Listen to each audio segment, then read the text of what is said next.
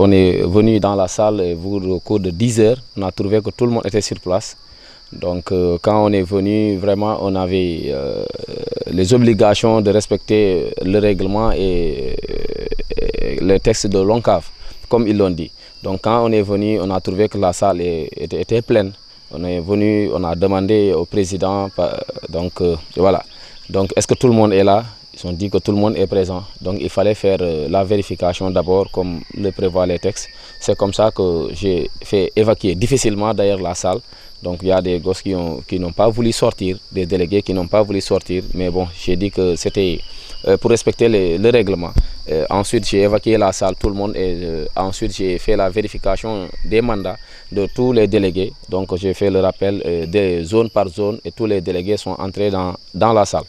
Après vérification des mandats, j'ai demandé est-ce que le président, il y avait des rapports qui étaient disponibles. Il m'a dit qu'il n'y a pas de rapports qui sont présents.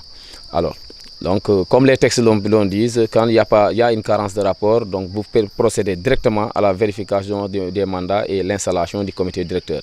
Ensuite, j'ai appliqué les textes, j'ai vérifié après les mandats, j'ai installé le comité directeur. Après installation du comité directeur, maintenant, ensuite, il fallait passer sur l'étape suivante, c'est-à-dire le renouvellement du bureau. C'est à partir de là, donc d'abord, il y avait les autorités qui étaient là, donc le chef de service départemental du sport et certains anciens du mouvement navétane qui étaient présents et le président de l'ORCAV aussi était présent pour au moins venir assister au renouvellement. Donc j'ai procédé à une présentation autour de table, donc tout le monde s'est présenté et ils ont dit leurs ambitions et leurs vœux que vraiment le renouvellement se passe dans les conditions les meilleures et que vraiment qu'il n'y ait pas de problème parce que c'est Kolda qui gagne. Ensuite, après ces beaux discours qu'ils ont tenus, j'ai continué vraiment au renouvellement. J'ai demandé est-ce qu'il y a des candidats parmi l'assistance. Donc il y a un candidat qui s'est signalé.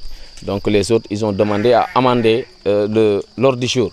Alors quand je leur ai donné la parole, ils ont voulu dire que vraiment il y a une vice de forme par rapport au renouvellement des ASC et des zones. J'ai dit que vraiment là, ça ne me revient pas de régler ces problèmes-là.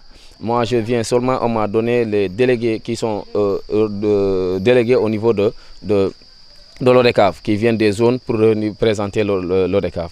Donc là, j'ai vérifié, et ensuite j'ai demandé qui est le candidat. J'ai eu un seul candidat qui s'est signalé, mais il y a d'autres qui ont dit qu'il n'y aura pas d'élection dans cette salle. Et après ça, j'ai demandé est-ce qu'il y a une proposition de bureau pour faciliter la tâche. J'ai reçu une seule proposition de bureau. Donc il y a eu un groupe qui voulait proposer une proposition de bureau et en plus encore dit que vraiment l'AG ne va pas se tenir. Alors donc j'ai dit que vraiment ils n'ont pas de raison pour ne pas tenir l'AG. Et j'ai demandé à l'assistance si on peut continuer. Donc ils ont essayé de bloquer le processus, mais bon, j'étais toujours campé sur mes